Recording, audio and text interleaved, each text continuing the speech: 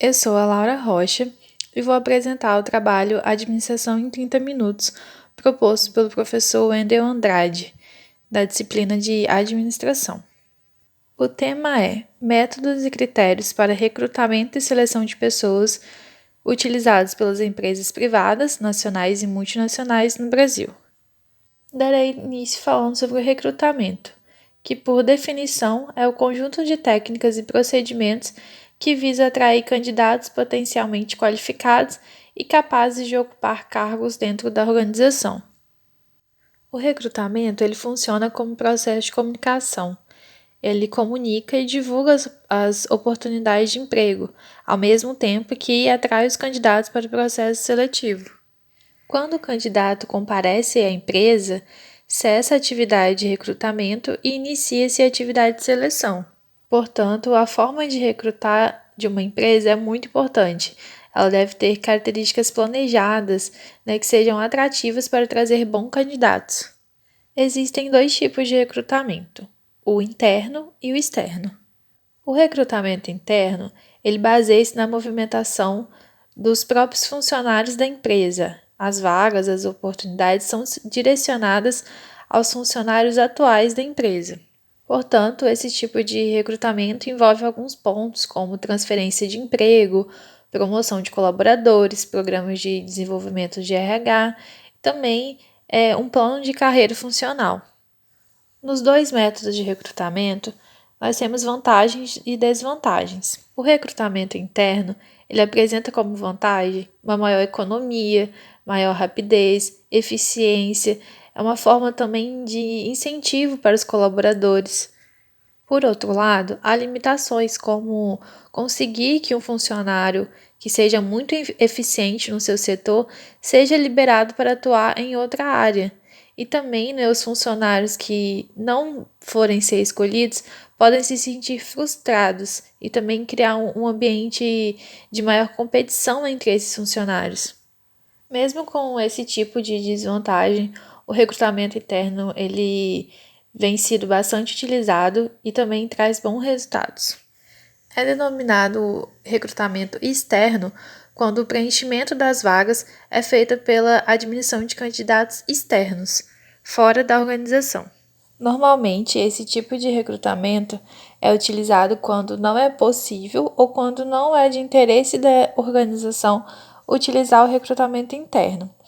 E o recrutamento externo ele pode ser realizado por meio de anúncios, agências de emprego, recrutamento em universidades, recomendações e também pelos sites na internet. Como exemplo de recrutamento interno, temos o Bradesco, que só admite funcionário para cargos mais baixos. Ele oferece uma carreira fechada, um sistema de crescer internamente. É uma forma de incentivar os funcionários e também é uma política muito importante para quem gosta de segurança. O recrutamento, ele segue uma ordem de fases. A primeira fase é a análise de requisição de colaboradores. Quando o setor de uma empresa necessita preencher uma determinada vaga, o chefe, o supervisor desse setor, emite um documento denominado requisição de emprego. O modelo de requisição de emprego está exemplificado na figura 2. Neste documento constam todas as informações a respeito da vaga solicitada e quais características o perfil profissional que deve possuir o futuro colaborador. Esse documento ele é encaminhado para um órgão responsável pelo recrutamento e seleção, que, ao recebê-lo, dá início ao processo de recrutamento para poder localizar e atrair os possíveis candidatos. A segunda fase é a análise das fontes para o recrutamento externo. As fontes de recrutamento são os locais em que a empresa irá buscar os candidatos desejados. Essas fontes elas variam de acordo com a necessidade da organização e também com a necessidade do cargo a ser preenchido. A seguir, temos a escolha das técnicas. A empresa, em conjunto com um órgão de recrutamento e seleção, ela escolhe de acordo com seus interesses e também necessidades quais os meios, né, entrevistas, testes, que irá utilizar para poder atingir os objetivos na busca do candidato ideal para o perfil de mercado. O próximo passo é a escolha do conteúdo. O conteúdo de recrutamento é o que será informado para os possíveis candidatos sobre a vaga oferecida pela empresa, ou seja, quais são as exigências da empresa para que o candidato seja considerado qualificado ao cargo. Por exemplo, o nível de escolaridade, experiências anteriores, local de trabalho, também são disponibilizadas informações como remuneração, benefícios oferecidos, entre outros. Tendo vista as fases do recrutamento, neste momento vamos nos aprofundar um pouco mais nas técnicas de recrutamento. O processo de recrutamento, ele culmina com o candidato preenchendo a sua proposta de emprego ou apresentando o seu currículo à organização. Em um processo de recrutamento externo, o currículo assume uma enorme importância. Ele funciona como um catálogo, um portfólio do candidato. Nele devem estar presentes dados pessoais, informações básicas do candidato, como nome, idade, o endereço, telefone para possíveis contatos, o objetivo pretendido, um cargo ou uma posição desejada naquela organização, a formação escolar, cursos feitos anteriormente, também constam experiência profissional, empresas onde o candidato trabalhou, também habilidades e qualificações profissionais, os principais pontos fortes e competências pessoais do candidato. Falando propriamente das técnicas, separei algumas mais utilizadas no mercado hoje. A primeira são agências e consultorias. Essa técnica consiste em agências intermediárias entre a empresa e o mercado de trabalho que se dedicam a recrutar os candidatos. Os candidatos eles podem ser de todos os níveis, mão de obra qualificada até o nível profissional. A agência ela possui profissionais habilitados para poder realizar diversos tipos de seleção. Outra técnica de recrutamento são realizados em universidades e estágios profissionais. O recrutamento em universidades ele é válido, pois esses candidatos são uma importante fonte de profissionais e técnicos em geral. Porém, esse tipo de recrutamento ele pode enfrentar alguns problemas. Ele é caro, ele consome bastante tempo dos recrutadores, entre outros. Outra opção de técnica de recrutamento é a recomendação e também candidaturas espontâneas. O método de recomendação ele pode ser usado com pessoas tanto de dentro da empresa quanto de fora. Normalmente, essa técnica é muito bem sucedida, porque o funcionário ele sempre vai indicar alguém de sua confiança para poder não gerar problemas futuros, nem para ele, nem para a empresa.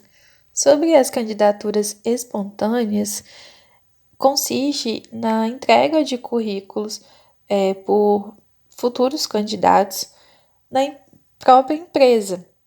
E a empresa ela armazena esses currículos numa base de dados e assim que for solicitado, esses currículos são selecionados. Uma técnica bem atual são os meios informais, Twitter, WhatsApp, eles funcionam como uma forma de anúncio, onde as empresas depositam seus anúncios e esperam que estes possam atingir possíveis candidatos. Associações de estudantes ou associações profissionais também são utilizados como meios, como técnicas de recrutamento. O recrutamento ele é mais bem sucedido quando seus recrutadores são escolhidos e treinados. Embora a eficácia do recrutamento seja importante, é necessário considerar que a qualidade do processo de recrutamento produz forte impacto sobre os candidatos.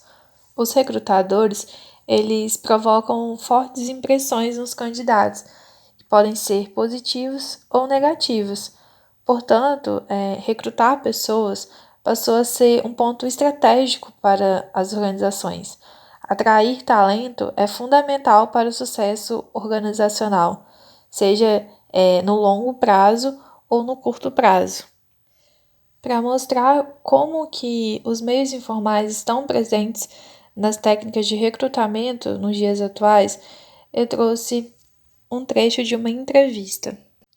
Nessa entrevista, a Lara, que trabalha em uma multinacional, ela fala que é impossível colocar uma pessoa no Brasil para fazer um recrutamento no mundo todo se não tem tecnologia, se não tem essas condições, que é preciso ter uma base de dados, precisa ter ferramentas como LinkedIn, Twitter, para poder conseguir encontrar as pessoas.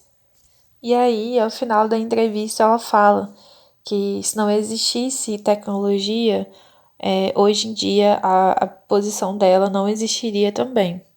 Seria impossível fazer esse tipo de trabalho.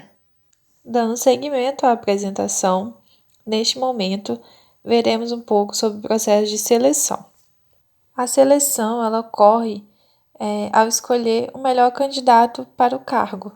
Enquanto o recrutamento é uma atividade atrativa, convidativa, a seleção ela é uma atividade de escolha, de aceitação ou também de rejeição de um candidato, em um processo de comparação buscando adequar o homem ao cargo.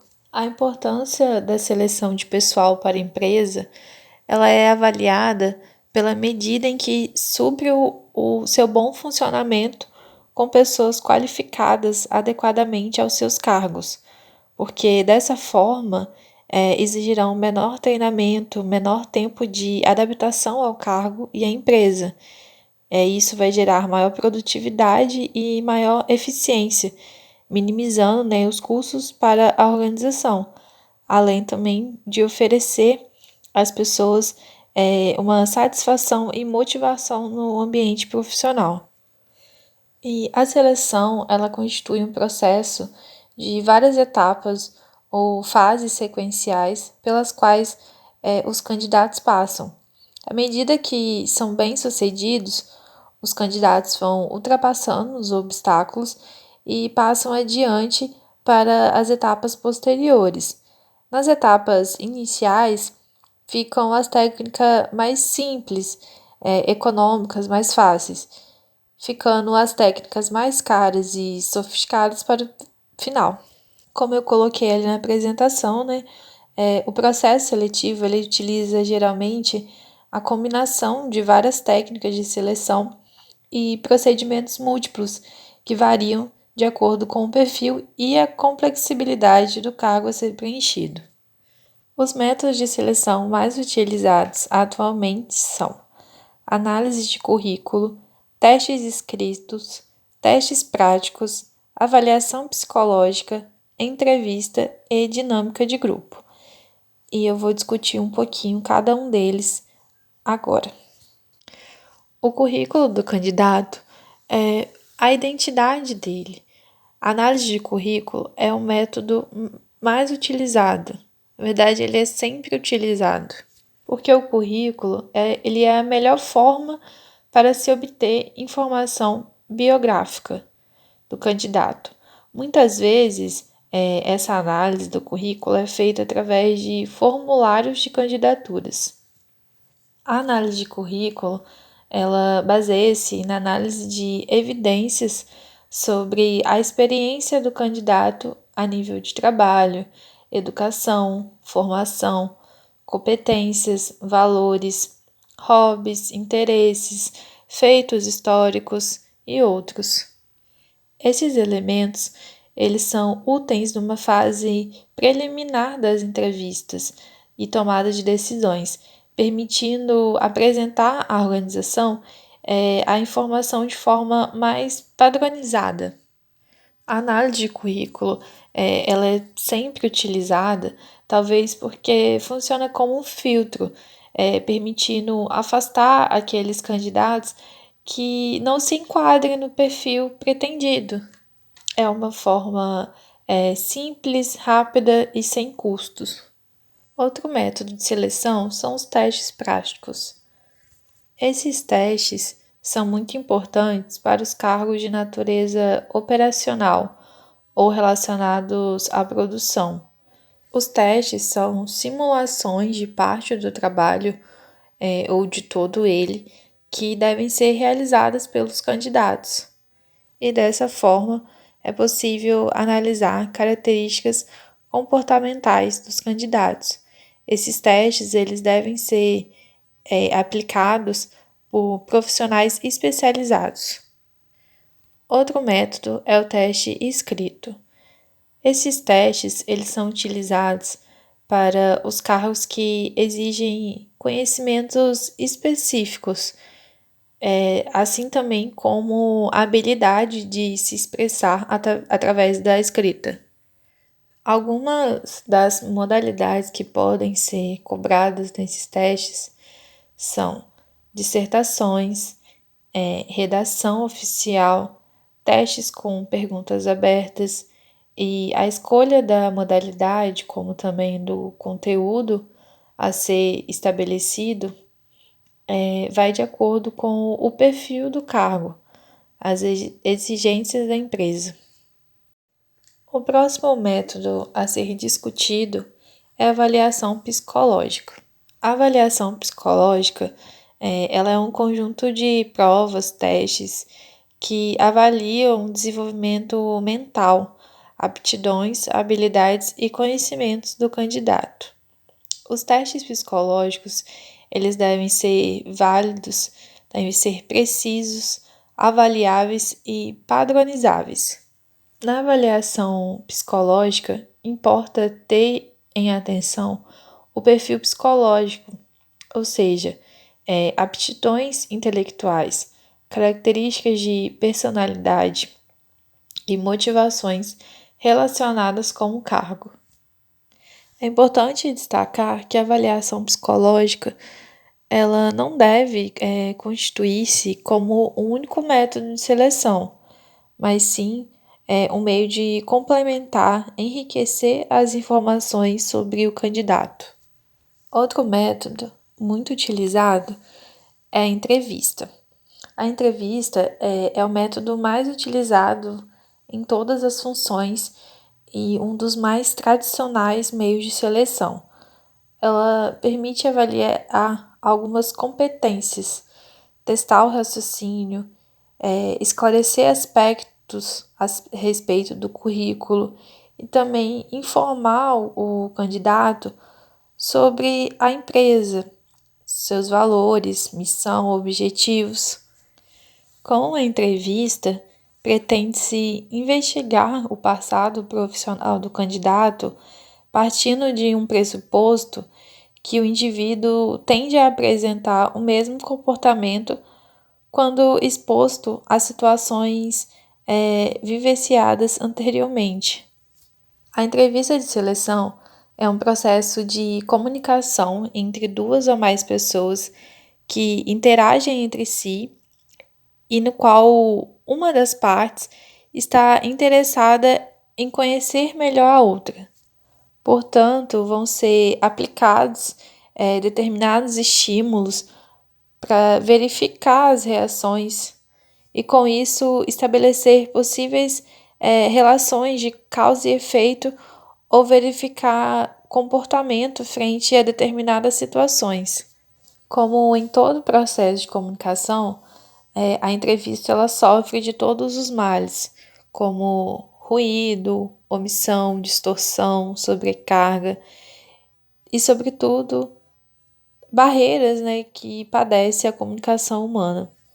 O método de seleção dinâmica de grupo, ele consiste basicamente em colocar os candidatos reunidos em grupos diante de situações que terão que demonstrar sua forma de reação. A dinâmica em grupo é um bom instrumento para avaliar algumas características, como liderança, sociabilidade, iniciativa, criatividade, espontaneidade, tomada de decisões, habilidades para lidar com situações de conflito, entre outros. Nesse momento da apresentação, gostaria de destacar a evolução da seleção pessoal.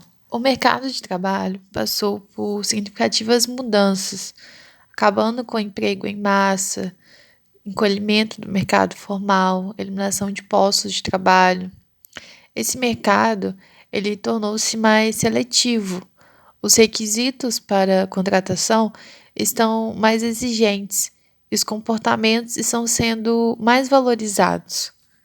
O objetivo dos processos seletivos sempre foi e continua sendo o de buscar as melhores pessoas no mercado de trabalho.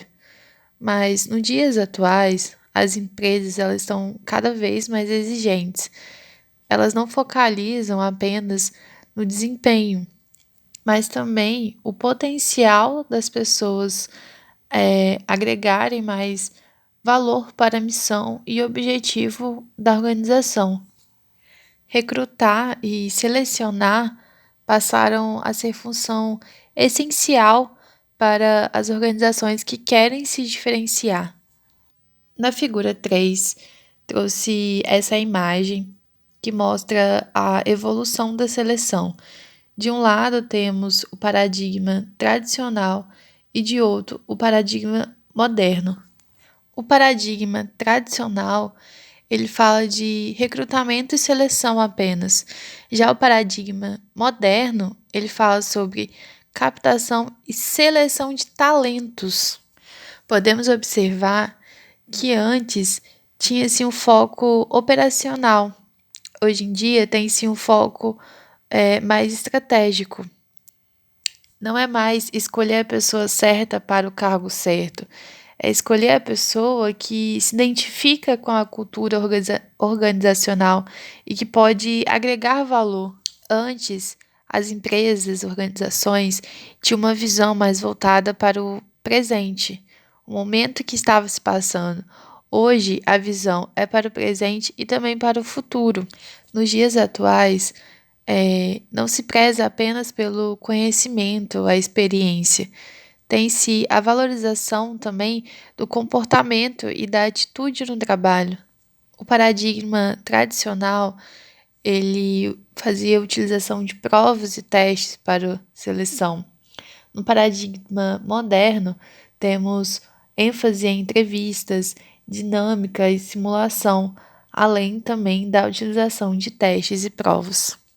Portanto, podemos concluir que nos dias atuais o indivíduo está sendo mais valorizado, o seu comportamento, seu compromisso com a organização e outras características. Para finalizar, gostaria de falar sobre a inclusão de pessoas com deficiência. Destaco esse artigo que fala sobre inclusão das pessoas com deficiência na empresa. É um estudo de caso de uma multinacional brasileira, uma indústria automobilística. Nesse estudo de caso foram realizadas entrevistas em profundidade com um coordenador de RH e com um consultor de RH, assim como coordenadores e supervisores de produção sobre a forma de inclusão, desafios na seleção e no recrutamento, entre outros. A inclusão de pessoas com deficiência não é uma tarefa fácil, mas é uma tarefa extremamente importante. A inclusão de pessoas com deficiência nas empresas, indústrias e organizações vai além de apenas um recrutamento e seleção. Ela precisa seguir alguns passos que eu vou falar um pouco mais a seguir. O primeiro passo é a análise de acessibilidade. É de extrema importância que a empresa, a organização, tenha acessibilidade para poder dar autonomia para essas pessoas É necessário que haja adaptações da acessibilidade de instalações, equipamentos, o que for necessário para garantir a autonomia desses indivíduos e não fazer com que eles se sintam excluídos. A segunda etapa é a análise e definição do perfil do profissional com deficiência. Essa etapa é necessária para que haja adequação das tarefas, foco na potenciabilidade do profissional em detrimento do foco apenas em sua deficiência. É necessário que haja uma sensibilização da organização, o meio de trabalho, uma promoção da interação e da convivência entre pessoas com deficiência e sem deficiência. Caso necessário, aplicação de treinamentos voltados para sensibilização dos colegas e da parte de liderança também. Para o recrutamento e seleção, devem ser utilizadas organizações que lidam com pessoas com deficiência, que já possuem uma experiência de seleção fundamentada em competências e habilidades. Outro ponto importante é a avaliação da saúde ocupacional.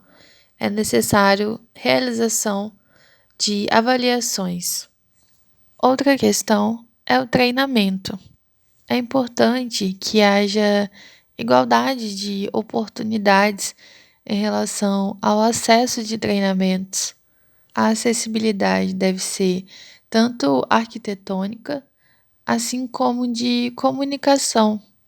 Deve-se ter expectativas de construir para ampliar as possibilidades de carreira. O que já nos leva ao próximo ponto, que é o desenvolvimento de carreira e promoção. E mais uma vez é citada a igualdade de oportunidades em relação ao acesso. É necessário que tenha existência de critérios de desempenhos adaptados com padrões de desempenhos adequados para pessoas com deficiência.